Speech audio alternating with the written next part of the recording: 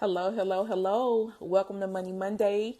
Come on in. It's 8:57. We're going to be getting started promptly at 9 o'clock. I'm excited that you're here. We're going to be talking about how to stop a financial hemorrhage this evening. So come on in. I have my notes. This is a very interesting topic for me, especially because, first of all, somebody tagged me in a post last week. And so I said, wow, I have something that relates to this. So that's the first thing. And then the second thing is that I feel like this is an important topic, right? So we're going to be touching on that tonight. Hey, Carla, welcome to Money Monday. Get your pen and pad together. Tonight we're going to be talking about how to stop a financial hemorrhage. So come on in, get settled. We'll be starting in about 2 minutes.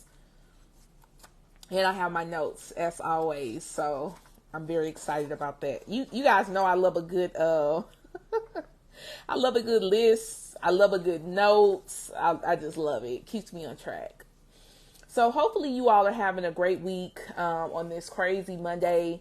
As you know, I'm here in Dallas, and we've been dealing with the shooting in Allen at the Outlet Mall, and it's been all over the news, and it's just been a terrible tragedy. So I want you guys to just stay prayed up. A few weeks ago, I talked about estate planning and getting your estate in order. You know, you could just be somewhere minding your own business, and some lunatic comes and just alters the trajectory of your life. So just pray for us down here in Texas. Pray for the victims. It's just really sad. Another shooting, like another one. So I can't believe it. But come on in. Hey, Candy, welcome to Money Monday. I'm excited that you're here. We're going to be getting started in about a minute. We'll give some people some time to get on. But yeah, we'll be getting started pretty soon. Let me make sure I got everything.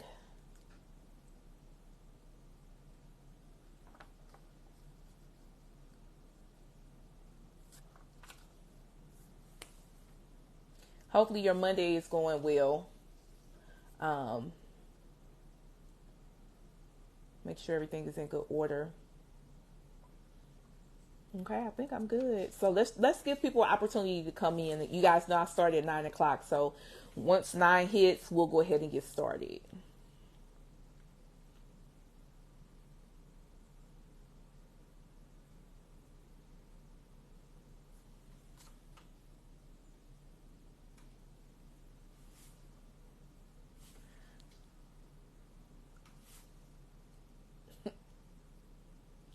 Okay, it's 9 o'clock, so we'll get started, and then as people join us, they'll be able to hop on, rewind this live. I updated the option, so we're going to go ahead and get started. Tonight, we're going to be talking about how to stop a financial hemorrhage. And as I said earlier, somebody actually tagged me in something where somebody was looking for help, and they just didn't know where to start, kind of what to do, and so that got me to thinking about some content that I posted a couple years back on a different account. And I wanted to talk about that again tonight because it's such valuable information, and this is really going to help some people. So who is this for? If you feel like you're constantly robbing Peter to pay Paul, or you feel like you make good money on paper, maybe you making 50, 60, 70, 80, 90,000 dollars a year, but you're not living the lifestyle that you want to live, this is for you. If you've recently made a large purchase, so maybe you've bought a house, maybe you've bought a car, and you know you're really trying to get your footing. That's a big purchase, an exciting time, and you're kind of like, maybe you're nervous about it. This is for you. If you don't think you have enough to budget, I was talking to a gentleman a couple weeks ago, and I said, well, you know, blah blah blah blah blah. He said, well, I just don't make enough. Like I can't do that right now. You absolutely can. So this is for you if you feel like that. If you're going through that. Or if you don't know where to start.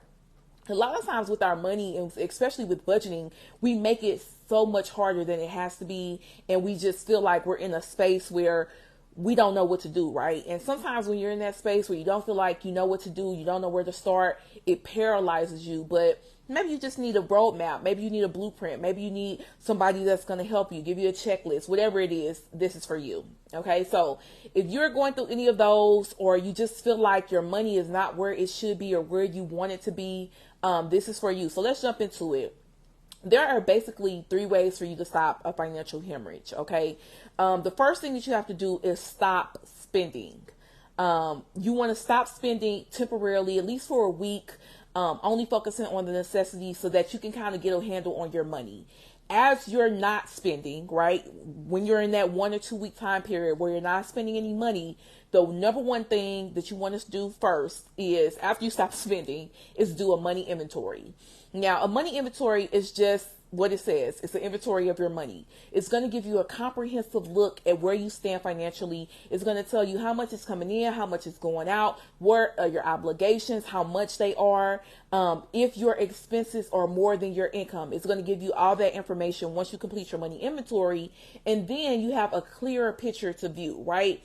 It's hard to see a picture if you're looking at bits and pieces of it. So you really have to put those pieces of that puzzle together so you can see the big picture of your money overall and really figure out where you stand and what's going on, and take that break, that pause that you need to get a handle on your money. Okay, so you stop spending, you've done your money inventory. What do you do next?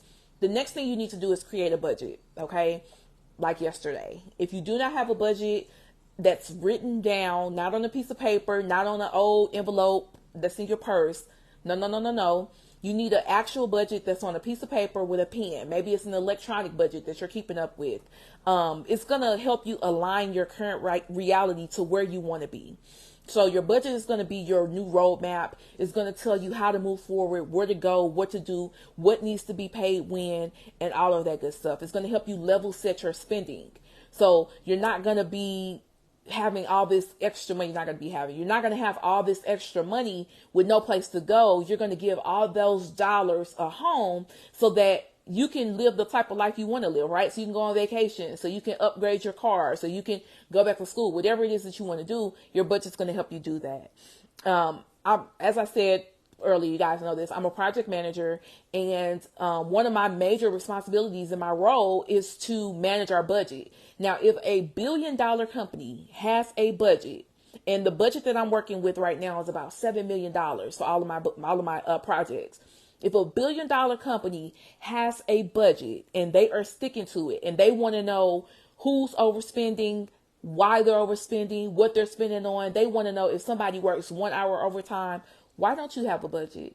You need one. Okay. So that's going to be the next step in helping you to stop this financial hemorrhage. And then the third step is going to be to cut your expenses. So when you're cutting your expenses, you really want to focus on short-term expenses. So like food, utilities, entertainment, things that are going to impact your money for the next few weeks, in the next month or so. It's going to really make a heavy impact on your money. And then you want to also focus on your long-term expenses. So your housing, your transportation, your debt obligations, maybe your student loans if you have those. Some of those things that you need to start working on now. And once you get the ball rolling, you won't see results of cutting those expenses to maybe 2 or 3 or 4 months down the line. Okay. So cut those expenses. The lower your expenses relative to your income, the better your position, the better position you'll be in, right? The goal of this money thing is to keep your expenses so low that you can make better choices, you can make better moves, you can make better decisions, and you don't really have to stay in positions that you want to be in. So cutting your expenses and keeping your expenses low is really what's going to help you stop your financial hemorrhage, especially if you're in a position where you have more expenses than you have money. Okay, so make sure that you're cutting both long-term and short-term expenses. And then finally, you want to start planning. So what are your goals, right? What is it that you want to do? Where do you see yourself in the next year, in the next 6 months, in the next 5 years? What are some things that you want to accomplish both within the next year, within the next 12 months, and then going forward after that, 1 year, 2 years, 3 years, 4 years, 5 years, and on up. Of course, your goals will change. As your life changes. Maybe you'll have a baby, maybe you'll get married, maybe you'll come into some money, just all of these different variables, they will change. But the purpose is you want to have those goals so that you can then take those goals and plug them into your budget and then build that lifestyle that you want. Okay. So that's how you stop a financial hemorrhage. Stop spending, right? First, do a money inventory, create your budget, cut your expenses, both short-term and long-term, and then start planning. That's it. That's all. It's just that simple. I put a link in the chat That link goes to, if you want more information, if you need help, if you want to see some freebies that I've created, click that link, and that link is going to take you to my link tree. And then I have listed there all of the things that I have going on. I have like a home buyer's guide there. I have the 2023 money reset checklist there. And just a bunch of other good things in that list. So go check that list out. Hopefully this helped you. It's not hard. It's simple, but it's not easy. That's what I'll say. It's simple to do, but it's not easy to do. And the difference is once you outline, like I've outlined these steps for you, right? These 5 steps, they're simple, but it's going to take some legwork. It's going to take some consistency. It's going to take some things for you to do on the back end. Okay. Hope you guys enjoyed this Money Monday. As always, I love you guys. I will see you next week. Have a great week. And again, pray for Texas. Pray for the victims of the Allen outlet shooting.